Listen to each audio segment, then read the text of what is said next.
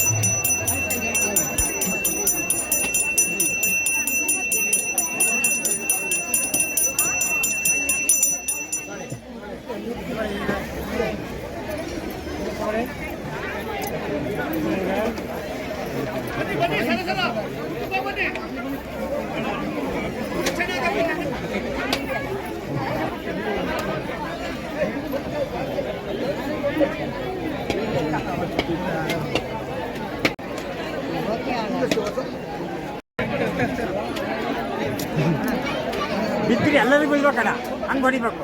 ಹಾಂ,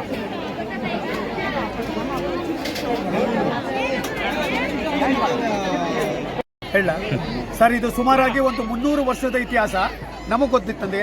ನಾವು ಸುಮಾರಾಗಿ ಪೂರ್ವಿಕರು ಏನು ನಡ್ಸ್ಕೊ ಬಂದಿದ್ದಾರೆ ಅದನ್ನ ಈಗ ಹೆಚ್ಚಾಗಿ ನಡ್ಸ್ಕೊಂಡು ಹೋಗ್ತಿದ್ದೀವಿ. ಸುಮಾರು ಈಗ ಒಂದು 25 ವರ್ಷದಿಂದ ನಮ್ಮ ಊರಿನ ಗೆಳೆಯರ ಬಳಗ ಮತ್ತು ಅವರ ಸಹಕಾರದಿಂದ ಇಷ್ಟು ವಿಜೃಂಭಣೆ ಮಾಡೋಕ್ಕೆ ಕಾರಣ ಅವರ ಸಹಕಾರ. ನಮಗೆ ಮತ್ತೆ ಊರಿನವರು ತುಂಬ ಸಹಕಾರ ಕೊಡ್ತಾ ಇದ್ದಾರೆ ಅನ್ನದಾನ ಮಾಡೋಕ್ಕೆ. ಅನ್ನದಾನ ಒಂದು 14 ವರ್ಷ ಆಯ್ತು ಅನ್ನದಾನ ಮಾಡೋಕ್ಕಿದೆ.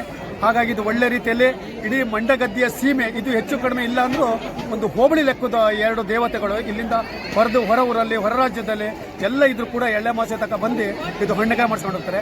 ಇದೇ ಥರ ಎಳ್ಳೆಮಾಸೆ ಆದ ನಂತರ ಸುಮಾರು 1 ತಿಂಗಳಿಗೆ ಒಂದು ಸಣ್ಣ ಮಾರಿ ಹಬ್ಬ ಅಂತ ಮಾಡ್ತೀವಿ. ಹಾಗೂ ದಸರಾದೊಳಗೆ ವಿಜಯದಶಮಿ ದಿವಸ ಒಂದು ದುರ್ಗಮ್ಮನ ಹೊಡೆಸಿ ವಿಜಯದಶಮಿ, ಕುಸ್ತಿ, ಅಂಬು, ಬನ್ನಿ ಕಡೆ ಕೂಡ ಕಾರ್ಯಕ್ರಮನೂ ನಾವು ಊರಿನವರ ವತಿಯಿಂದ ಇಟ್ಕೊಂಡಿದ್ದೀವಿ. ಇದೇ ಥರ ಎಲ್ಲದೂ ನಡೀತಾ ಇದೆ ಊರಿಂದ. ಇದಕ್ಕೆಲ್ಲ ಸಹಕಾರ ಊರಿನವರ ಸಹಕಾರ, ಭಕ್ತಾದಿಗಳ ಸಹಕಾರ. ನನ್ನ ಹೆಸರು ದಾಮೋದರ ಪುಟ್ಟ ಅಂತ, ಮಂಡ್ಯಗದ್ದೆ.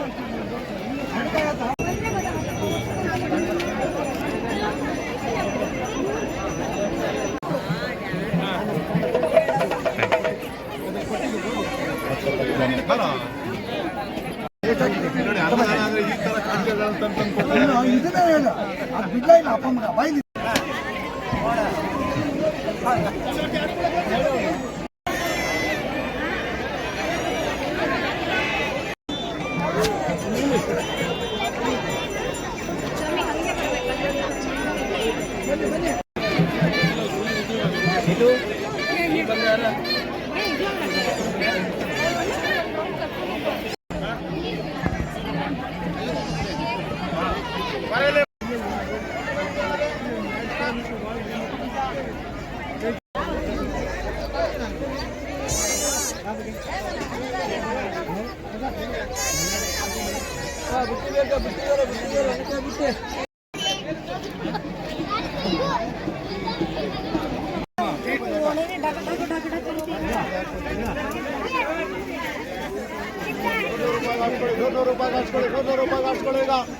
ರಾಜ ಅಂತೇಳಿ ತೀರ್ಥಹಳ್ಳಿ ತಾಲೂಕಿನ ಮಂಡಗದ್ದೆ ಹೋಬಳಿಯ ಮಂಡಗದ್ದೆ ಗ್ರಾಮ.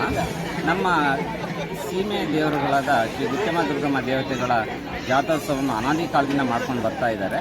ಹೀಗೆ 20 ವರ್ಷಗಳ ಹಿಂದೆ ಗೆಳೆಯರ ಬಳಗ ಅನ್ನೋ ತಂಡ ಕಟ್ಟಿಕೊಂಡು ನಾವು ಇಲ್ಲಿಯ ಕಾರ್ಯಕ್ರಮಗಳನ್ನು ಮಾಡ್ತಾ ಬಂದಿದ್ದೀವಿ. 19 ವರ್ಷಗಳಿಂದ ನಿರಂತರವಾಗಿ ಈ ಜಾತ್ರೆಯಲ್ಲಿ ಅನ್ನಸಂತರ್ಪಣೆ ಕಾರ್ಯಕ್ರಮಗಳನ್ನು ಮಾಡ್ಕೊಂಡು ಬರ್ತಾ ಇದ್ದೀವಿ. ಇದಕ್ಕೆ ಊರಿನವರು, ಹೊರ ಊರಿನವರು, ಗೆಳೆಯರ ಬಳಗದ ಸಹಕಾರ ಬಹಳ ಇದೆ. ಹಾಗೆ ಈ ಕಾರ್ಯಕ್ರಮದ ಅಂಗವಾಗಿ ಈ ದಿವಸ ನಾವು ಅನ್ನಸಂತರ್ಪಣೆ ಜೊತೆಗೆ ಸಂಜೆ ವಿಶೇಷವಾದ ಕಾರ್ಯಕ್ರಮಗಳನ್ನು ಹಮ್ಮಿಕೊಂಡಿದ್ದೇವೆ. ಗೆಳೆಯರ ಬಳಗಕ್ಕೆ ಈ ವರ್ಷ 25ನೇ ವರ್ಷ.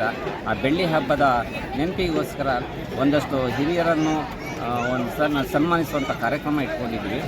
ಜೊತೆಗೆ ಆರೋಗ್ಯ ಶಿಬಿರದಂಥ ಕಾರ್ಯಕ್ರಮಗಳು, ಸಾಮಾಜಿಕ ಕಾರ್ಯಕ್ರಮಗಳು, ಶೈಕ್ಷಣಿಕ ಕ್ಷೇತ್ರದಲ್ಲಿ ಅತ್ಯುತ್ತಮವಾದ ಸಾಧನೆ ಮಾಡಿದಂಥದ್ದು ಗುರುತಿಸುವಂಥ ಕಾರ್ಯಕ್ರಮಗಳನ್ನೆಲ್ಲ ನಾವು ಹಮ್ಮಿಕೊಂಡಿದ್ದೀವಿ. ಇಂಥ ಒಂದು ಅದ್ಭುತ ಕಾರ್ಯಕ್ಕೆ ಈ ಗ್ರಾಮೀಣ ಭಾಗದಲ್ಲಿ ಒಂದು ಉತ್ತಮ ಸ್ಪಂದನೆ ದೊರಕ್ತಾ ಇದೆ.